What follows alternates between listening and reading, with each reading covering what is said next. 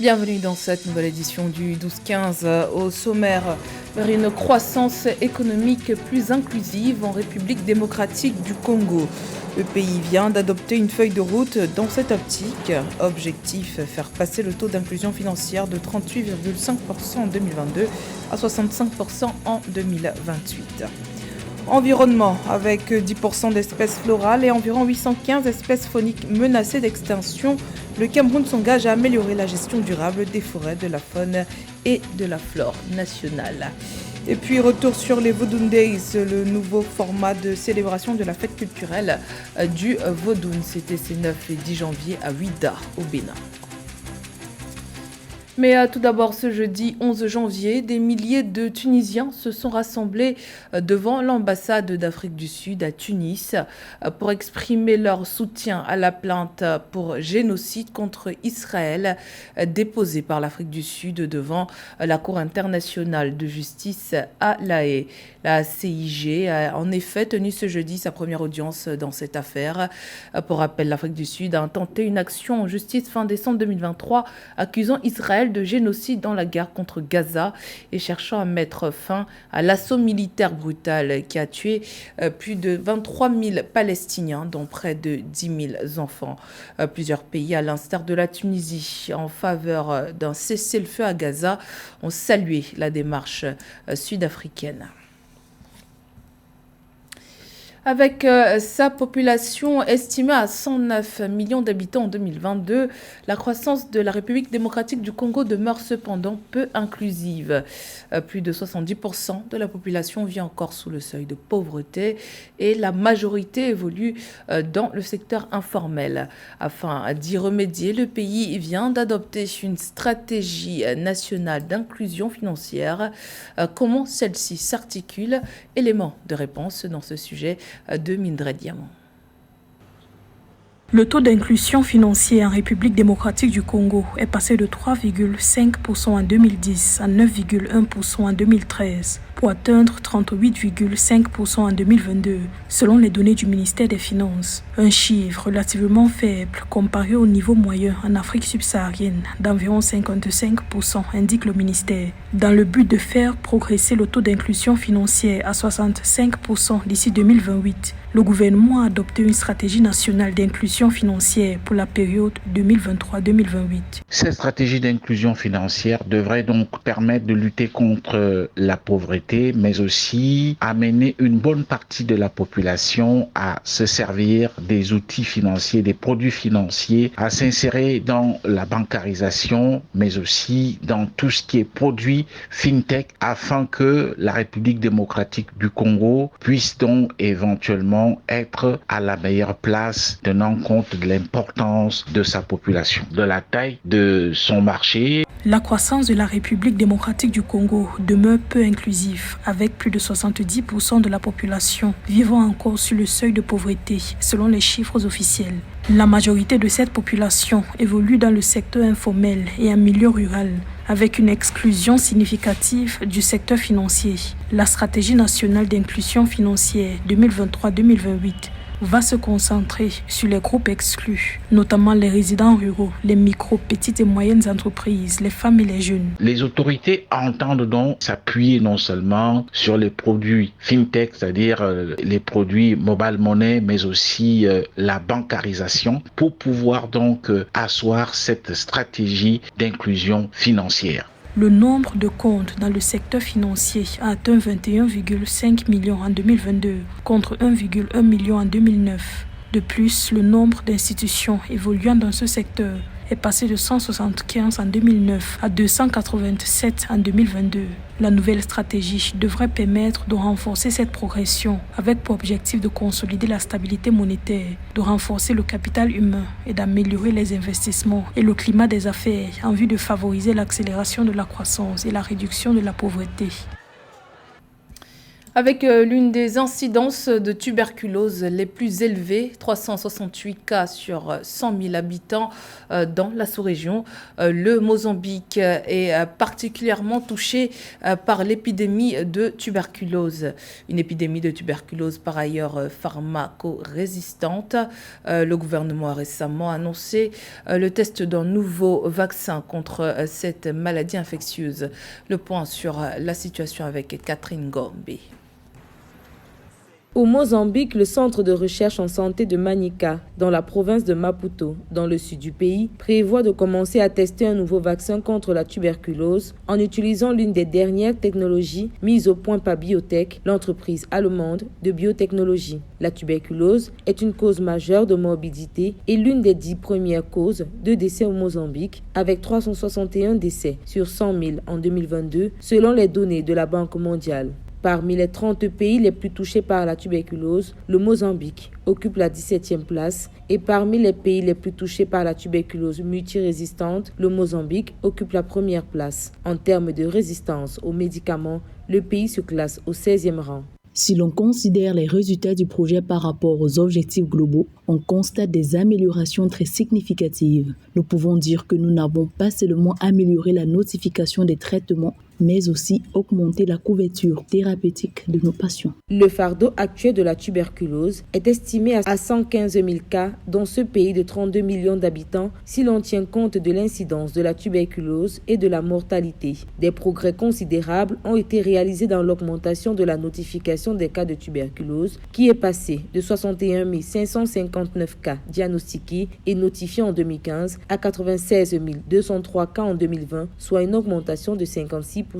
Au Mozambique, dans le cadre de la recherche, nous avons organisé de nombreuses campagnes pour sensibiliser les populations sur la tuberculose, notamment sur sa transmission et son traitement. Cependant, la stigmatisation est toujours présente, c'est un problème complexe. Nous devons peut-être travailler sur des politiques visant à protéger les droits des personnes vivant dans la tuberculose. Bien que la notification des cas ait augmenté ces dernières années, le pourcentage de cas bactériologiquement confirmés a régressé de 35% par rapport à 2015 où il était de 50%. La lutte contre la tuberculose résistante aux médicaments reste également un défi avec environ 3700 cas de DRTB non traités et un taux de guérison de la tuberculose résistante aux médicaments d'à peine 66%. Bien que la notification des cas ait augmenté ces dernières années, le pourcentage de cas bactériologiquement confirmés a régressé de 35% par rapport à 2015 où il était de 50%. La lutte contre la tuberculose résistante aux médicaments, en abrégé DRTB, reste également un défi avec environ 3700 cas de DRTB non traités et un taux de guérison de la tuberculose résistante aux médicaments d'à peine 66%. Direction le Cameroun, pays doté d'une riche biodiversité. Le Cameroun abrite en effet 92% des écosystèmes africains et héberge un grand nombre d'espèces animales et végétales. Cependant, cette biodiversité est fragile avec un pourcentage élevé d'espèces menacées. Le gouvernement camerounais s'efforce de mettre en place une gestion durable des forêts, de la faune et de la flore pour préserver cet environnement précieux, notant que les secteurs forêt et faune contribuent à 4% du PIB national hors pétrole. Nathalie Mo. La forêt équatoriale couvre près de 45% de la superficie du Cameroun, soit 22 millions d'hectares. Le pays, communément appelé l'Afrique en miniature, renferme 92% des écosystèmes africains. Quatrième diversité biologique d'Afrique, le Cameroun abrite 335 espèces de mammifères, 913 espèces d'oiseaux et 542 espèces de poissons. Un riche patrimoine pourtant fragile, avec 10% d'espèces florales et environ 815 espèces fauniques menacées d'extinction. Face à la dégradation des écosystèmes, le gouvernement camerounais s'emploie à la gestion durable des forêts, de la faune et la flore nationale. Pour nous, durable veut dire de veiller en sorte que les générations futures puissent également bénéficier de ces ressources. La forêt, c'est la fonction économique, c'est la fonction sociale, c'est la fonction environnementale. Au Cameroun, les changements climatiques affectent 70% de la population, principalement dans les régions côtières, dans le septentrion et dans la région de l'Ouest. Le pays a identifié l'augmentation du puits de carbone, la limitation de la déforestation et la dégradation des terres comme piliers du développement durable. Le Cameroun s'est engagé à réduire de 35% ses émissions de gaz à effet de serre d'ici 2030 en se concentrant sur l'agriculture, l'énergie, la foresterie ou encore l'écotourisme. Alors nos ambitions pour 2024, c'est d'abord de respecter les programmes. Il faut veiller au reboisement. Il faut en même temps veiller à la protection de la faune, de son habitat, de veiller à la reproduction, de telle sorte que les animaux de la classe A, dont l'abattage est strictement interdit, puissent continuer à évoluer. Ça, c'est notre travail. La forêt équatoriale fournit des biens essentiels tels que la nourriture, les médicaments, le combustible et des matériaux de construction à la population rurale du Cameroun. La contribution du secteur forêt et faune est de 4% du PIB hors pétrole du Cameroun. La valeur brute des bénéfices économiques de ce secteur est estimée à près de 150 milliards de francs CFA par an. Retour à présent sur les Vodun Days qui se tenaient ces 9 et 10 janvier à Ouida, ville symbole de la réhabilitation de la mémoire des Afro-descendants et de promotion de la destination Bénin.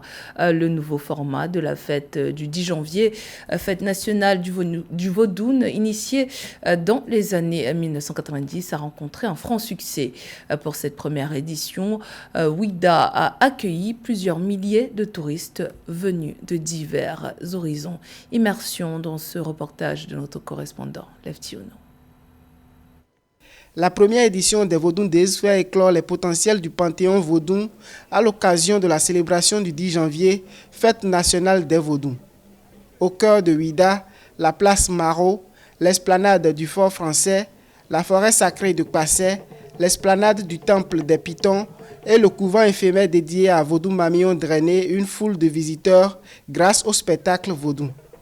À l'instar de nombreux guides de tourisme formés pour la promotion de la destination Bénin, Stanislas Miyan-Rwandé, guide de la station touristique d'Abomey-Calavi, ne s'est pas fait compter l'événement. Il a accompagné des touristes indiens dont l'un s'investit à immortaliser ces instants par des photos avec des revenants du culte Egungun sortis des couvents vaudous. C'est une première.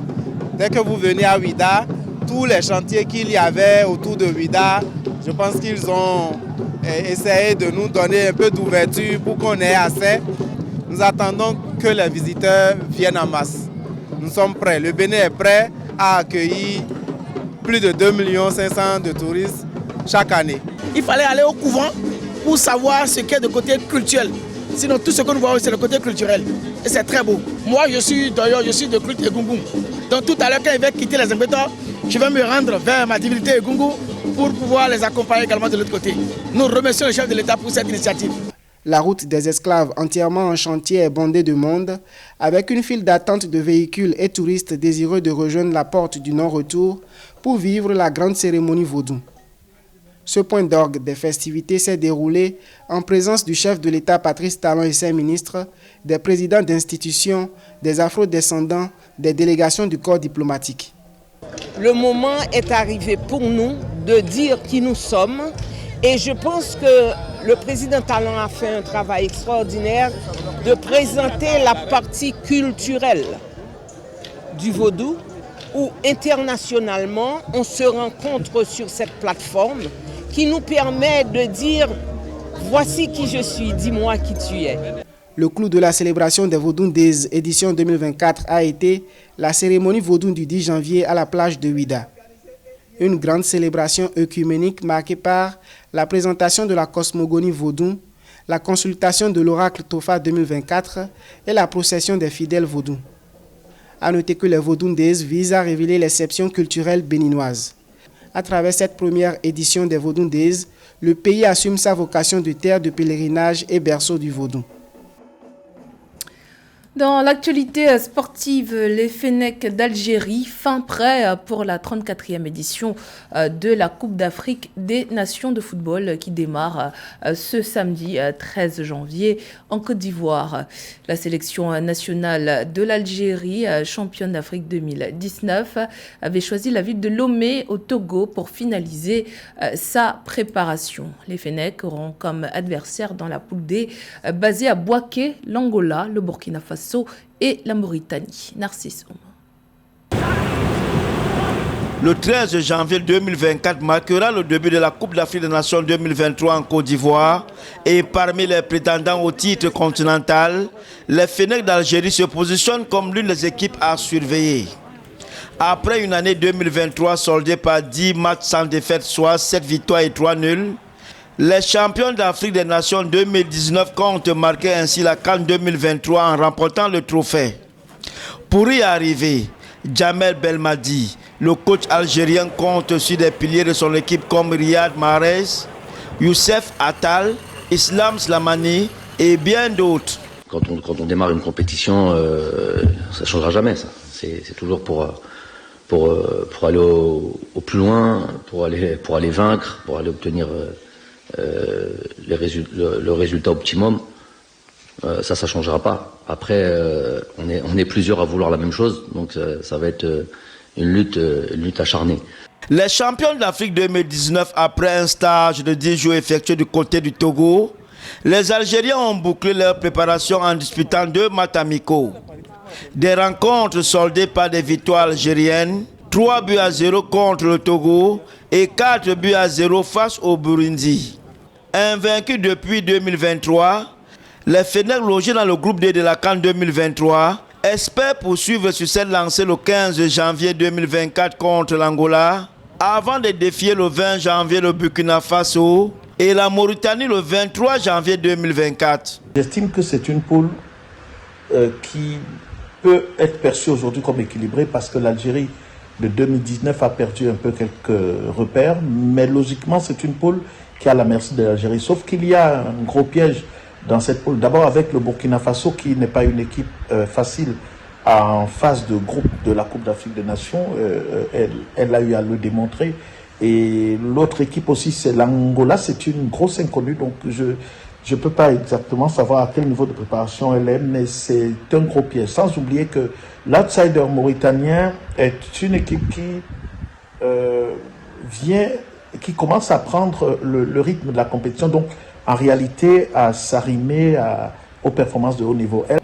Considérée comme l'une des favorites de la compétition, la sélection algérienne devrait composer avec une perte de profondeur de banc à raison d'une série de blessures de certains de ses cadres avant le début du tournoi. Classée à la 30e place du classement FIFA, l'Algérie vient en Côte d'Ivoire pour réitérer l'espoir de la campagne égyptienne en 2019 en remportant son 3e sacre en terre ivoirienne. D'autant que les Fennecs, à l'instar de plusieurs sélections, sont déjà arrivés en Côte d'Ivoire. C'est le cas notamment des Lions de l'Atlas du Maroc, des Lions de la Teranga du Sénégal ou encore les étalons du Burkina Faso, accueillis ce jeudi 11 janvier par de nombreux supporters. C'était le journal de la rédaction. Merci pour votre fidélité. Dans un instant, une nouvelle édition de l'actualité sur Africa.